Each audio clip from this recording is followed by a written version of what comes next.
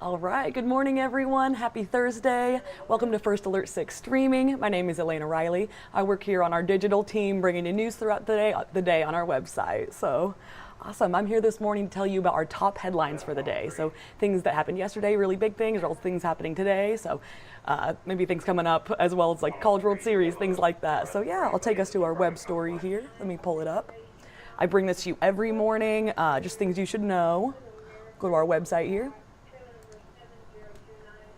Okay, here we are on First Alert 6, top story.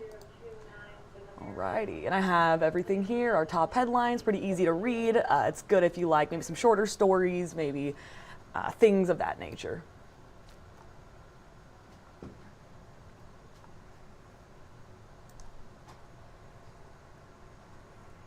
So we had some breaking news this Thursday morning that one person was injured after a cutting.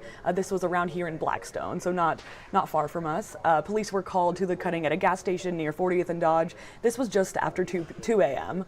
But our crew headed to the scene around 2:30. We saw some officers close by in the area of 40th and Farnham, so around there. It's where a lot of the police presence was.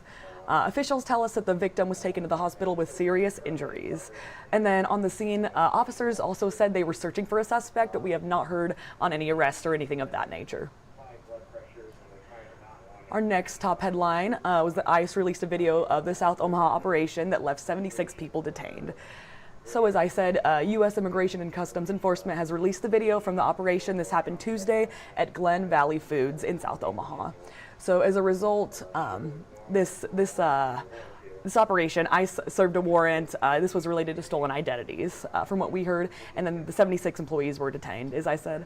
And ICE does report that agents were assaulted by a detainee during the operation. This was one person, but that incident is not shown in the video that they released.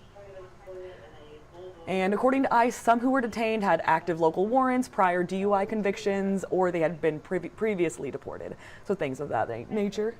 And then we have not yet been told where these people that were detained were taken, or if there's any court date set for them, or where they are.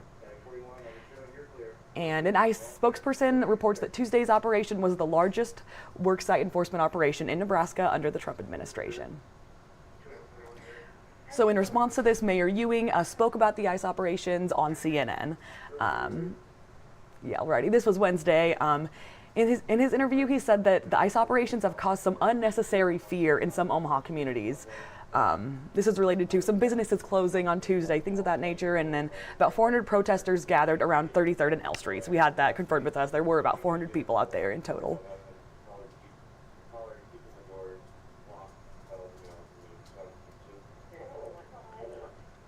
Ewing also spoke about the Omaha Police Department. He said that they have built their relationships with the community. These relationships have helped develop understanding, leading to some peaceful protests in the city that we've seen. That is according to Ewing. And then Ewing also talked about Omaha's community policing strategy and called on the federal government to do their job and work more on comprehensive immigration policy. And then advocates and attorneys for immigrants in Omaha are also speaking out on this ICE operation. Douglas County Commissioner Roger Garcia says one of his family members is in ICE custody. Other than that, other families have just voiced to us that they don't know where their loved ones are at. Of course, they're a little worried about this. Moving on to our next top headline, the man accused of attempted kidnapping in Omaha made a court appearance yesterday. So this is Maurice McDonald. He's 27. He was charged with attempted kidnapping in Douglas County Court yesterday, and his bond was set at $100,000. So prosecutors allege that McDonald rang the doorbell of a home near 30th and Blondo Streets last Saturday. So a 13-year-old girl answered the door. She said the suspect attempted to run off with her 4-year-old sister, but the girl did get in the way, and the suspect fled the scene. In connection to this, McDonald faces up to 20 years in prison if convicted, and his preliminary hearing is scheduled for July 9th. My next top headline is that Omaha's Creighton University is building a new softball and baseball fields. This is great. Alrighty, John Chapman was on this story yesterday. He also said that Creighton said that they will share the baseball fields for qualifiers in the College World Series, so that is really good news.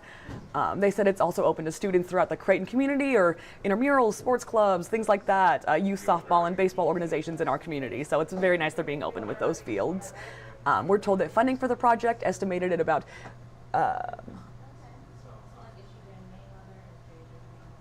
Sorry, this funding will come with help from the state of Nebraska, so they're going to fund for about half the project.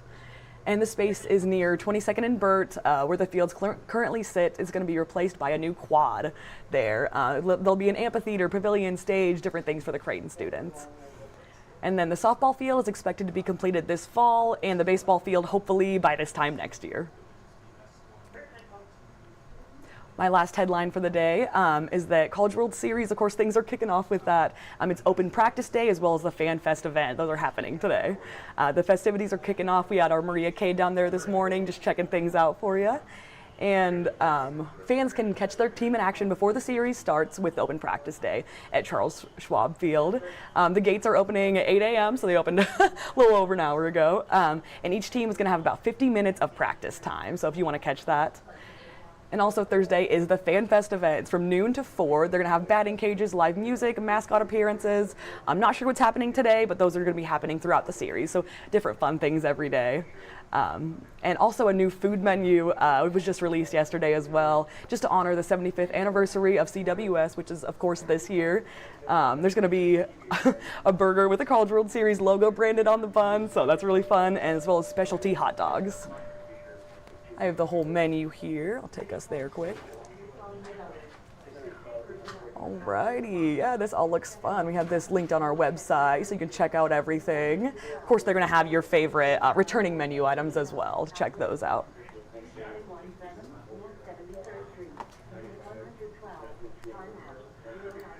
Other than that, I did hear about a new dessert menu. We talked about that today. It's called You're Killing Me S'mores. So that sounds really fun. Of course, a nice marshmallow dessert for you based off of the movie Sandlot. So that's really awesome. Okay, that's all I have for you. If you're just joining us, my name is Elena Riley. I work on our digital team, and I'm telling you about our top morning headlines for today, for Thursday. Yeah, please join me tomorrow for the next live stream, next top morning headlines. And tune into our midday for the latest. And until then, please keep up on our website with what we have going on there. All right, thank you very much.